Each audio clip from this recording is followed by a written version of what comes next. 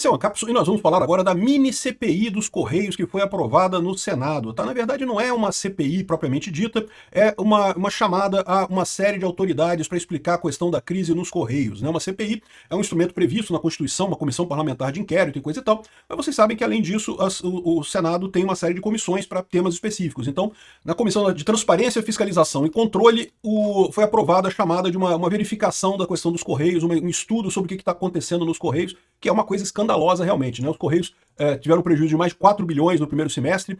Ontem o Haddad foi numa coisa dar uma entrevista e não soube explicar por que teve esse prejuízo. Parece que pagamentos com cartão estão indisponíveis nos Correios. Vamos entender esse assunto aqui e como que isso aqui mostra, além da coisa importante que é investigar os Correios, isso mostra a fraqueza do governo Lula, né? Essa notícia foi sugerida por Girafa da Amazônia, Peter Delfuro novamente e várias outras pessoas. Obrigado aí ao pessoal que sugeriu notícias lá no nosso site, no visãolibertaria.com, e obrigado a você que está assistindo o nosso vídeo. Se você gosta do nosso conteúdo, por favor, deixa o seu like, se inscreva aqui no canal, né?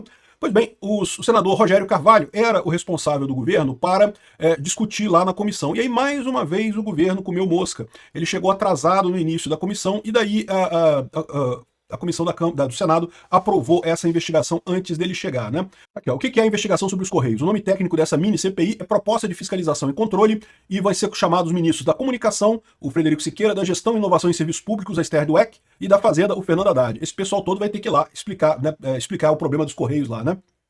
Ao todo, a investigação inclui dezenas de medidas entre depoimentos, solicitação de documentos, inclusive inquéritos da Polícia Federal. O trabalho será tocado em parceria com o Tribunal de Contas da União. Meu amigo, isso vai dar trabalho pro governo, hein?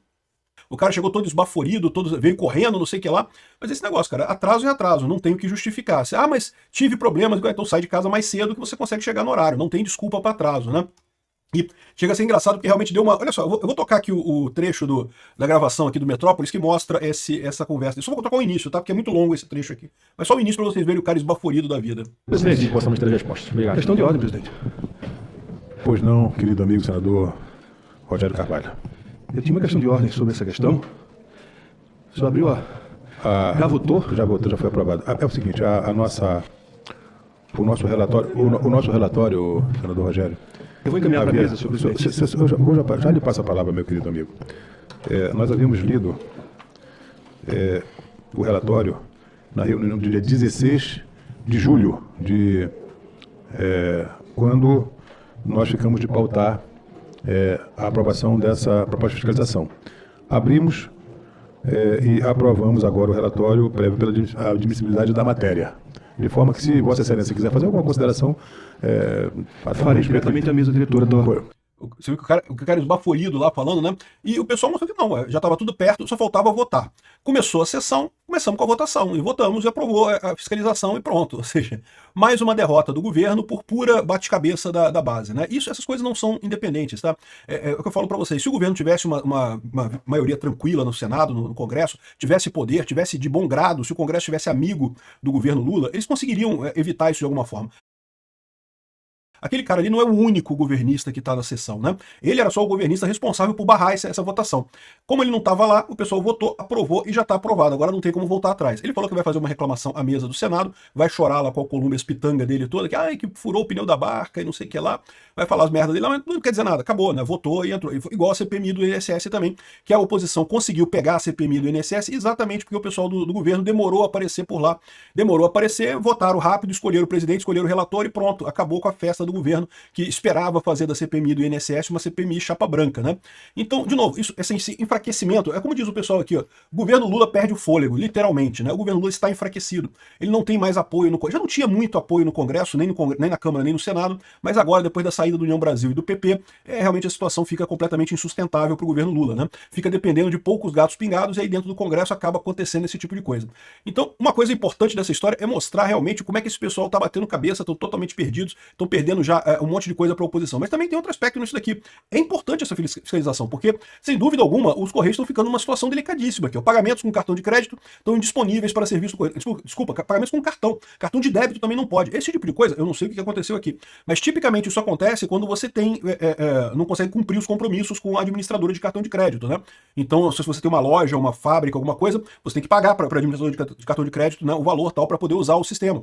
E eu imagino que os Correios não conseguiu honrar isso e com isso cortar. Eu não sei se isso vale para todo o Brasil ou se é só em Vitória, lá no Espírito Santo, porque essa notícia saiu nesse jornal aqui de Vitória, tá? Os Correios informaram nessa terça-feira, dia 2, que os pagamentos para serviços via cartão de crédito e débito estão temporariamente suspensos por indisponibilidade do sistema da empresa responsável pelo serviço.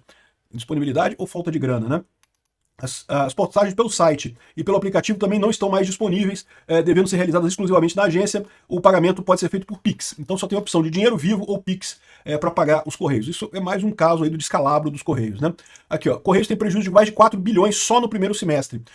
O prejuízo dos Correios é absurdo, né? No primeiro ano do governo Lula já teve um prejuízo enorme dos Correios. Eles jogaram esse prejuízo pro ano anterior, para dar prejuízo em 2022 nos Correios também, mas o prejuízo de 2022 nos Correios é falso. Foi o Lula que deu uma maquiada e jogou coisa de 2023 para 2022, né? Então, em 2023 já teve prejuízo nos Correios. 2024 aumentou ainda mais. 2025 agora já é 4 bilhões só no primeiro semestre. Os Correios simplesmente são inviáveis. Na verdade, no final das contas, o que vai acontecer nessa história, né?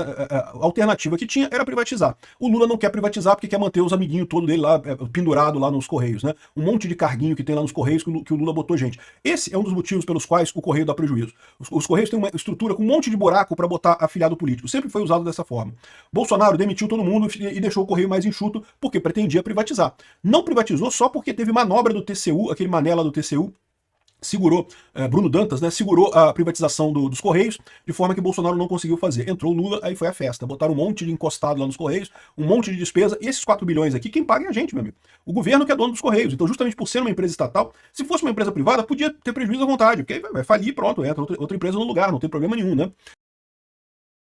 E o pior é quando você vê o Haddad tentando explicar por que os Correios deram prejuízo. Olha só o Haddad falando aqui, isso que foi recente, tá? Perguntar sobre as estatais, né, que registraram um déficit de 2 bilhões agora em julho. Qual é a avaliação que o senhor faz? Por que as estatais estão dando tanto prejuízo depois de terem dado lucro em anos anteriores? Olha, nós temos basicamente um problema nos Correios hoje. Os Correios hoje inspiram cuidado. Por quê? Porque houve a quebra do monopólio. Por quê? Porque vocês encheram de funcionário lá, encheram de cupincha de vocês lá dentro, né? Houve a quebra do monopólio, é verdade, a quebra do monopólio, sabe quando foi a quebra do monopólio? Foi em 1998. Fazem 27 anos que houve a quebra do monopólio. Por que só agora começou a dar prejuízo à quebra do monopólio dos Correios, né? Quebra do monopólio, houve uma época que os Correios ainda têm o monopólio da entrega de cartas, tá? Mas não tem mais o monopólio da entrega de encomendas. Isso foi lá no governo Fernando Henrique Cardoso.